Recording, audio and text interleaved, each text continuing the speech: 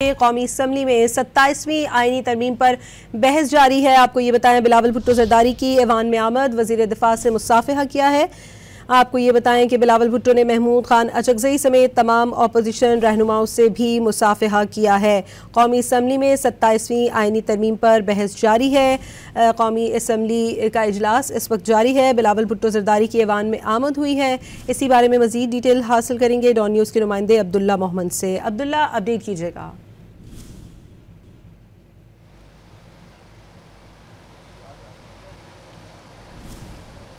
Abdullah, update कीजिएगा। कौमी assembly में 27वीं आईनी तरमीम पर बहस का आगाज हो चुका है। जी बिल्कुल, कौमी असम्बली में आज बहस का दूसरा रोज़ है। कल वज़ीर क़ानून आज़म नज़ीर तारड़ की जानिब से 27वीं आईनी तरमीम जो है उसको पेश कर दिया गया था और उस पर तकरीबन शाम 6 बजे तक जो है वो बहस हुई और दोबारा आज बहस का आगाज़ हुआ। लेकिन जिस तरह पार्लियामान की मुश्तरका कमेटी थी और उन्होंने इस 27वीं तरमीम का जो है वो उसको देखा था, उस पर मुशावरत की थी, उसके बाद ही तरमीम सेनेट में और सेनेट से वो मंजूर हुई। लेकिन अब हुकूमत को लग रहा है कुछ इत्तेहादियों ने और कुछ टेक्निकल एरर जो है वो उस तरमीम में सामने आई, जब क्योंकि हुकूमत ने पहले कहा था कि सुप्रीम कोर्ट ऑफ पाकिस्तान से पाकिस्तान का लफ्ज़ हटाया जाएगा, जबकि इसके साथ साथ सुप्रीम कोर्ट के जो चीफ जस्टिस है उनसे भी चीफ जस्टिस वो सुप्रीम कोर्ट होगा, पाकिस्तान नहीं होगा। जबकि इसके साथ साथ विफाकी आईनी अदालत जो है उसके साथ पाकिस्तान का नाम ऐड किया जाएगा, federal constitution court of Pakistan, और उसके चीफ जस्टिस के साथ भी चीफ जस्टिस विफाकी शरीयत ऑफ पाकिस्तान ऐड किया जाएगा।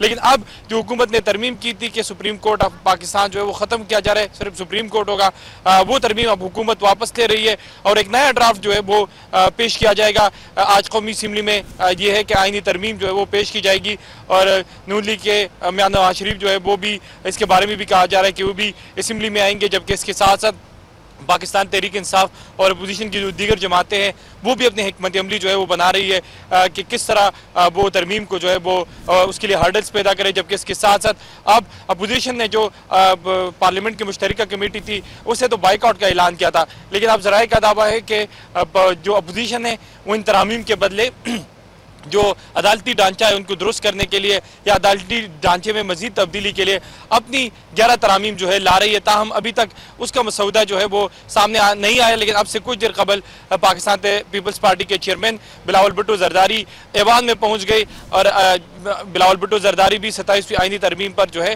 वो रद्दअमल देंगे, वो बहस का हिस्सा बनेंगे।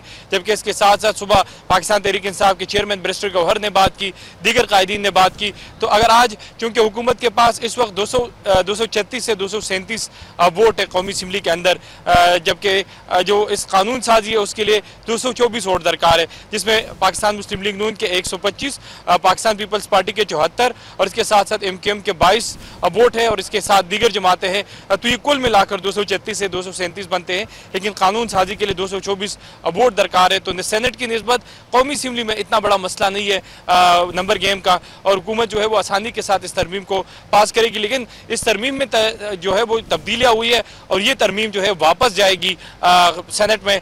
तो सेनेट पाकिस्तान तहरीक इंसाफ के जो डिजर्टर सेनेटर है सैफुल्लाह आबलू, उन्होंने अपने नशिस्त से इस्तीफे का ऐलान किया है।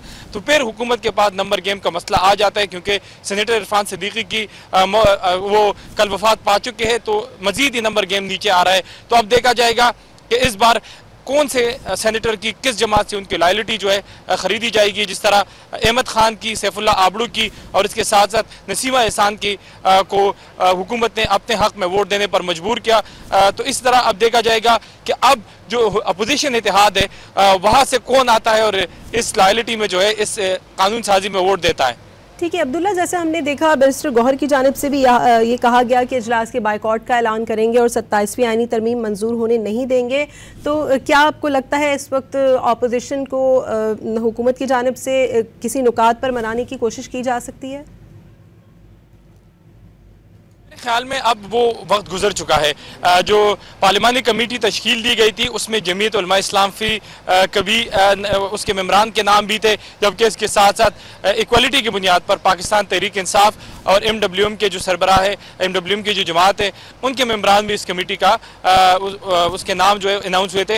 लेकिन पाकिस्तान तहरीक इंसाफ और इसके साथ साथ जमीयत उलमा इस्लाम फी ने बाइकआउट किया उस कमेटी का। और ऐसे ही वो फोरम होते जिसमें अपोजिशन जमातें जो है वो इस तरह की तरामीम की मुखालफत करती है और अपनी तरामीम जो है वो पेश करती है। लेकिन अपोजिशन ने उसका बाइकआउट किया और जब हमने देखा कि उनके पास कौमी असम्बली में और सेनेट में सिवाय शोर शराबा के या एहतजाज का कोई लाएअमल हमें नजर नहीं आया, तो लाएअमल नजर नहीं आया जो पुराना पैटर्न है कि एहतजाज करे, शोर शराबा करे, लेकिन उसके बावजूद तरमीम जो है वो हो गई और अपोजिशन के पास कोई स्ट्रेटजी जो है वो नहीं आई। जबकि दूसरी जानिब अगर आप हुकूमती स्ट्रेटजी की बात करें तो ऐसा देखा जा रहा था कि तरमीम से पहले तकरीबन 2 घंटे पहले वो कुछ सैनिटर्स के नंबर जो है वो बंद होना शुरू हो गए और ये इल्ज़ाम था, हमने डॉन के लाइव में भी कहा कि 2 से 3 सैनिटर्स की जो वफादारियाँ हैं उनके खरीदने का मुबैना इल्ज़ाम है।